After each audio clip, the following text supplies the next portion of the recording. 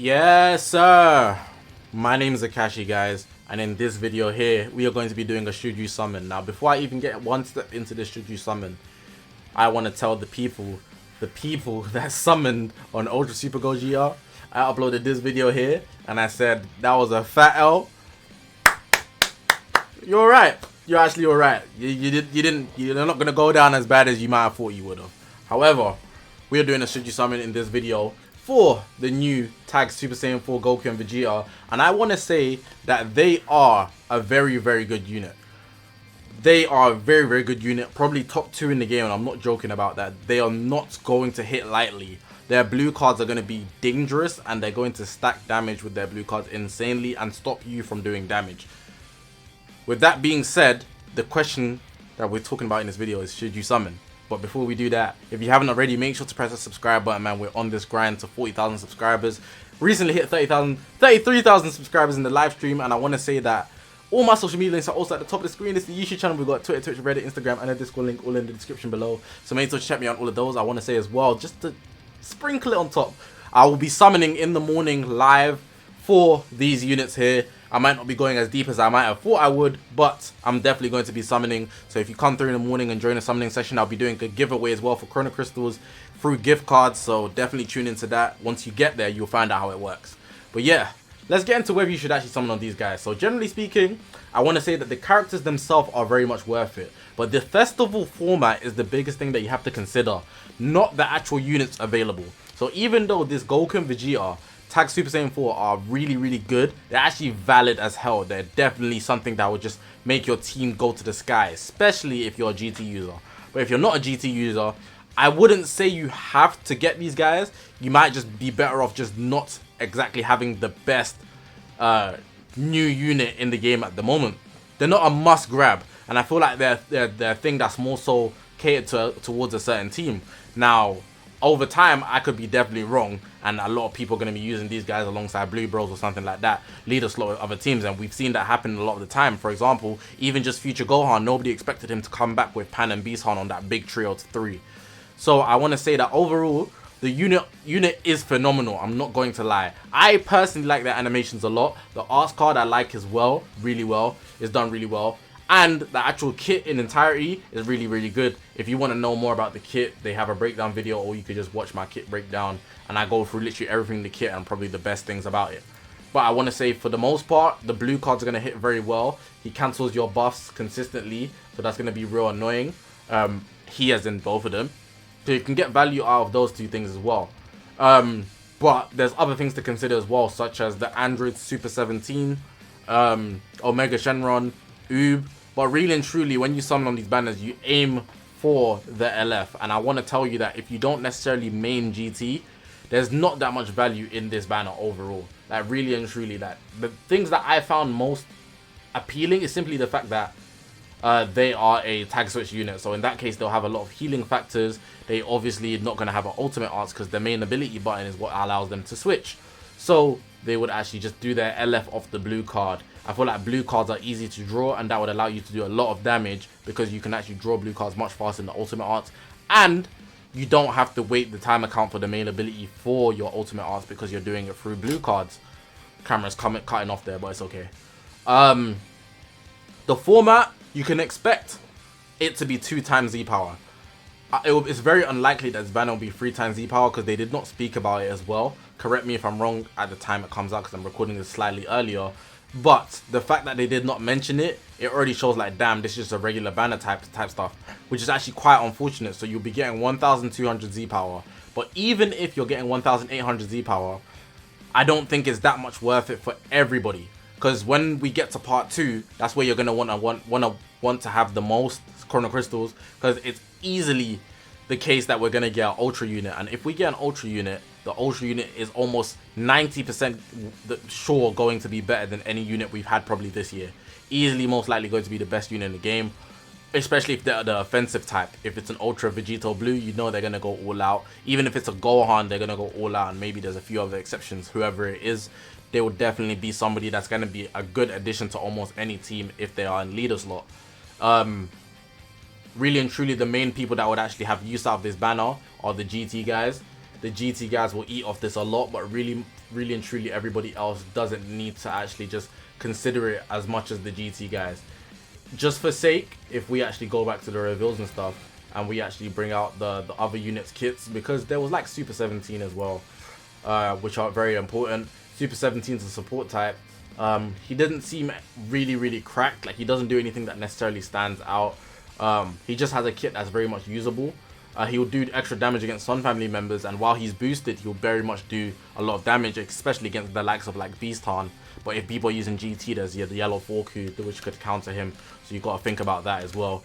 If we go into the first half of his kit, this is the part 2. I brought up the unique abilities first.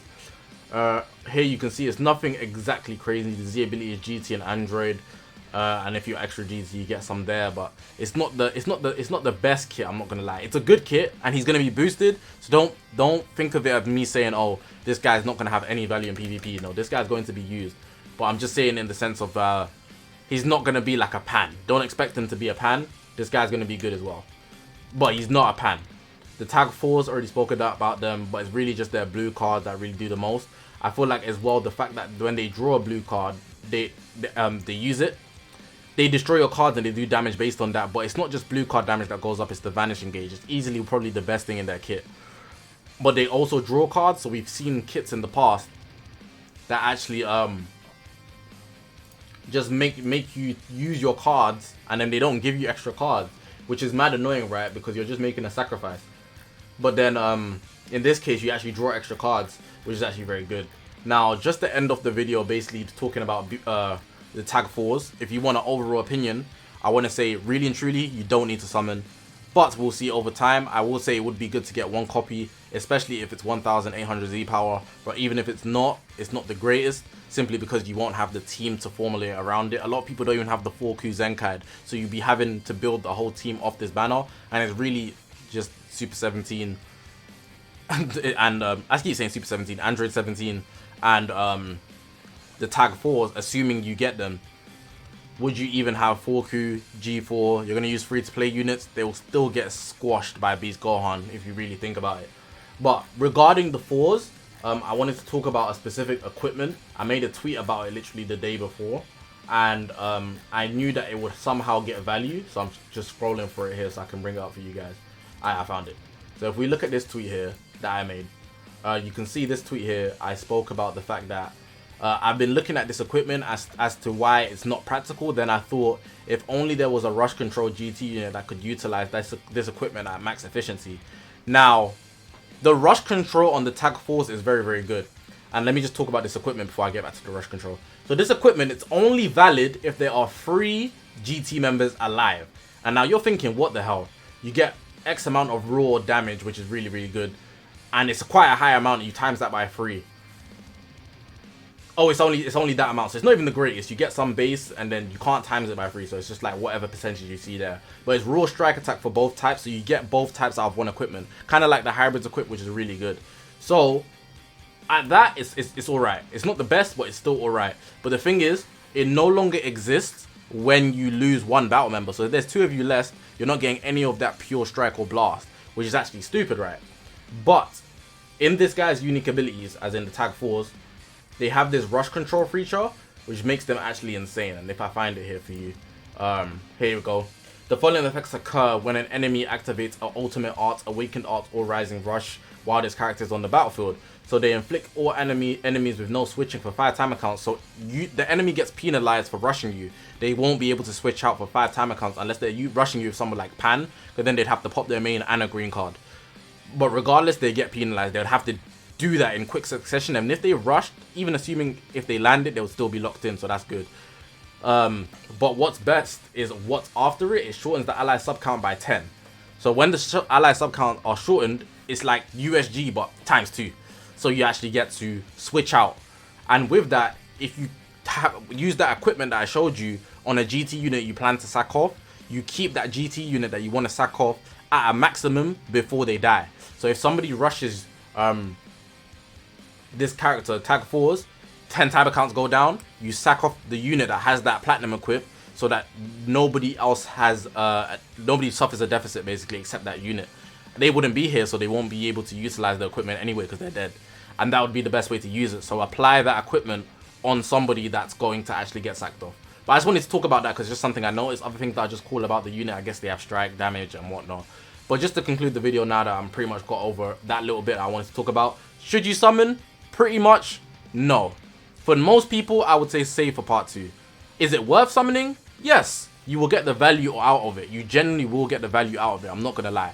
If you pull the tag 4s, they are going to be a good unit for you to counter the beast Gohan in PvP. It's actually going to be nuts. So, I'm not saying they're bad at all, but for most people, it's better off that you just save for the part 2, or even if there's going to be a part 3. Speculation leaker on Twitter said that the festival is going to end in January.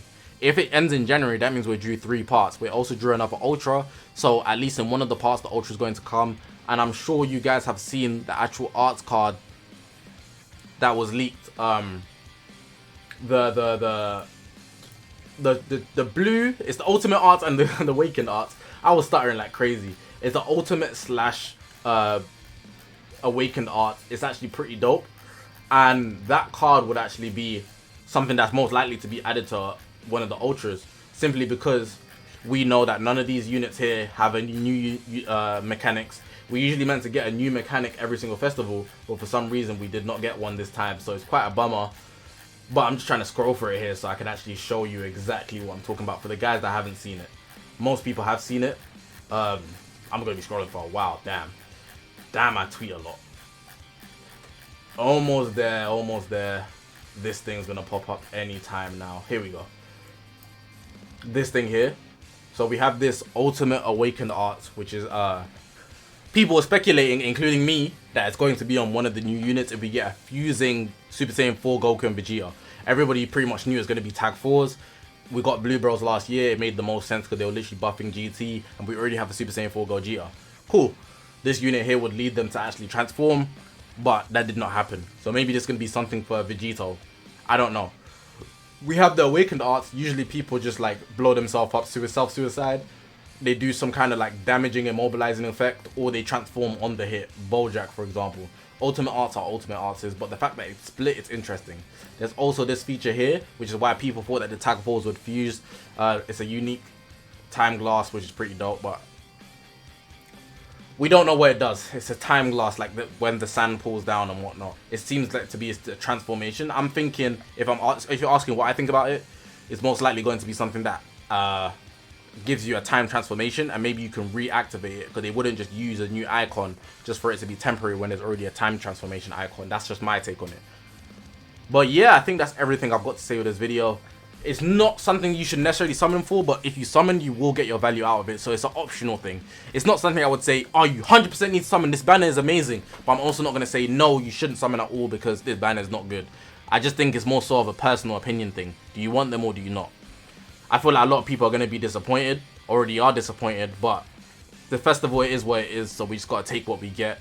Part 2 is also something that you should be considering, so don't go too deep. I advise, if you're going to spend Chrono Crystals, maybe go in like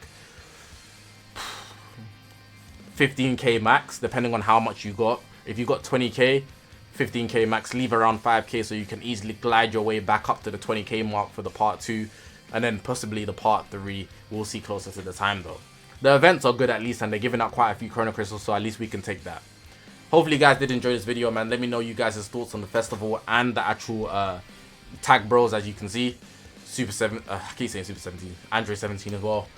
Press the subscribe button, man. We're on this grind to 40,000 subscribers. All my social media is going to be in the bottom of the screen. It's the YouTube channel. We've got Twitter, Twitch, Reddit, Instagram, and the Discord link all in the description below. I'm just going to leave it like that, man. I appreciate you guys showing all the love and support on the channel. I'm doing summons in the morning, like I said at the start of the video, and there will be a giveaway. I did a giveaway in the first stream, which was the reveal today. I'll be doing, well, yesterday, depending on when you're watching this, or even further back. But I'll be doing one in the summoning session in the morning as well. So yeah, tune into that. I'm going to leave it like that though, guys. I appreciate you guys for watching. My name's Zakashi, guys. Thank you guys for watching one more time. See you guys tomorrow if you're coming in the live stream, and I'll see you guys in the next one, man.